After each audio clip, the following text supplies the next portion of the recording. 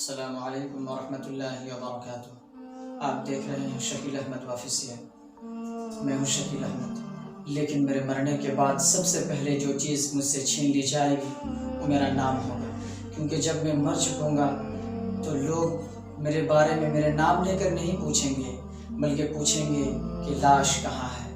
اور جب مجھے غسل دینے کی تیاری کی جانے لگے گی تو لوگ کہیں گے کہ لاش کو لے آ، اس وقت بھی میرا نام کہہ کر نہیں پکارا جائے گا۔ اور میری موت کے بعد میرا حقیقی قصہ شروع ہوگا، اور اس وقت میرا مال، میری اولاد، میری صحت، میرا جمال سب کچھ ختم ہو جائے گی، صرف میرے ساتھ بچیں گے میرے اعمال، اور میری حقیقی زندگی کی شروعات ہوگی۔ اور میں ایک ایسا سفر کرنے والا ہوں جن کے راستے کو میں نے اب تک نہیں دیکھا، نہ میں نے جانا، اور میرے پاس توشہ بہت ہی کم ہے، میری بینائی کمزور ہو چکی ہے، میری طاقت کمزور ہو چکی ہے، اور میرے ساتھ ایسے گناہ کے انبار ہیں جس کو میں خود نہیں جانتا، اس کو صرف اور صرف رب العالمین جانتے ہیں۔ وہ کتنا بردبار ہے کہ میں مسلسل گناہ کیے جا رہا ہوں اور وہ مسلسل میری پردہ پوشی کر رہے ہیں۔ میں قربان جاؤں اس رب رحمت پر، اس رب کریم پر، جنہوں نے میری گناہوں پر پردہ ڈالا، جنہوں نے میری گناہوں کی پردہ پوشی کی۔ اور اس وقت وہ منظر میری آنکھوں کے سامنے ہے کہ میں اپنے گھر والوں کے درمیان موت کے بستر پر پڑا ہوا ہوں، اور میرے بستر کے چاروں طرف رونے والوں کی بھیڑ لگی ہوئی ہے۔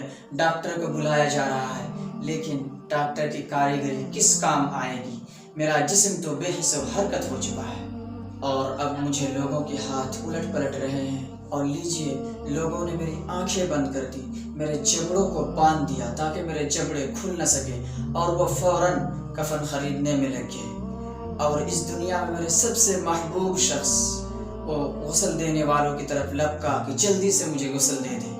پھر مجھے 3 بے سلے ہوئے کپڑوں میں کفنا دیے گئے، مجھے بغیر آستین والے کپڑے پہنا دیے گئے۔ انہوں نے مجھے کافور لگایا، اور یہی کافور میرا توشہ سفر ٹھہرا۔ پھر انہوں نے مجھے اس دنیا سے نکال دیا۔ ہائے افسوس کہ میں اتنے لمبے سفر پر جا رہا ہوں، اور اس سفر کے لیے میرے پاس توشہ بہت کم ہے۔ اب 4 لوگوں نے مجھے کندھے پہ اٹھایا، اور باقی لوگ میرے پیچھے ہو گئے تاکہ مجھے رخصت کریں۔ اب مجھے جنازہ گاہ میں لایا گیا، اور امام نے مجھ پر نماز جنازہ پڑھائی۔ ایک ایسی نماز مجھ پر پڑھائی گئی جس میں نہ رکوع تھی نہ سجدہ تھا، شاید کہ اللہ مجھ پر رحم کرے۔ اور اب مجھے آہستہ آہستہ قبر میں اتارا گیا، اور پھر اس نے آخری دیدار کے لیے میرا چہرہ کھولا۔ پھر اس نے میری دیدار کی اور میرے چہرے کو چوما، میری آنکھ کو چوما، اور پھر اس نے آنسو بہایا۔ پھر وہ بھی باہر نکل آئے، اور مجھے منو مٹی کے نیچے دفنا دیا گیا۔ اور یہ تاریکی اور تنہائی کی قبر میں نہ میرے ساتھ میری ماں ہے، نہ میرے باپ، نہ میری بیوی، نہ میرے بچے، اور اس تنہا قبر میں اکیلا ہوں۔ اور یہ تاریکی اور یہ تنہائی کیا کم تھی کہ اچانک میری آنکھوں نے ایک ہولناک منظر دیکھا، ایک خوفناک شکل میں منکر نکیر کو دیکھا۔ انہوں نے مجھے بٹھایا اور سختی سے مجھ سے جواب طلب کرنے لگا، اور میں انہیں دیکھ کر میرے ہوش و حواس گم ہو گئے۔ اے اللہ، تیرے سوا اس مشکل وقت میں اس غریب مسافر کا کوئی نہیں ہے، تو اس غریب مسافر پر رحم فرما جو ماں باپ، بیوی، بچے، اہل و عیال سب کو پیچھے چھوڑ آیا ہے۔ اور ابھی میرے سوال و جواب ختم ہی نہیں ہوئے تھے کہ گھر والے واپس آئے اور میری میراث تقسیم ہونے لگی۔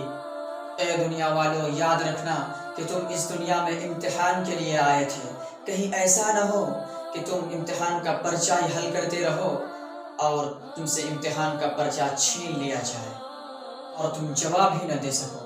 جبکہ دنیا کا دستور یہ ہے کہ سوالات آؤٹ نہیں کیے جاتے، لیکن میں قربان جاؤں اس رب کے رحمت پر جنہوں نے پوری زندگی کے لیے 3 سوالات رکھے ہیں، اور اس کے جوابات بھی آؤٹ کر دیے گئے ہیں، بتائے گئے ہیں کہ تمہارا رب کون ہے، تمہارا دین کیا ہے، اور رسول پاک صلی اللہ علیہ وسلم سے تمہارا رشتہ کیا ہے۔ دنیا والو، اس دنیا کی سج دھج سے دھوکہ نہ کھانا۔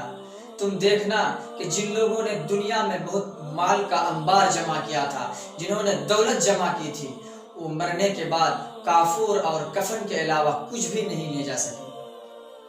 دنیا میں قناعت سے رہنا، شاید تم اللہ کو راضی کر سکو، اور تم اپنے نفس سے کہنا کہ اے نفس تو اللہ کی نافرمانی سے باز آ، وہ ابھی بھی تیرا انتظار کر رہا ہے کہ کب میرا بندہ آئے اور میری رحمت اسے آغوش میں ڈھانپ لے۔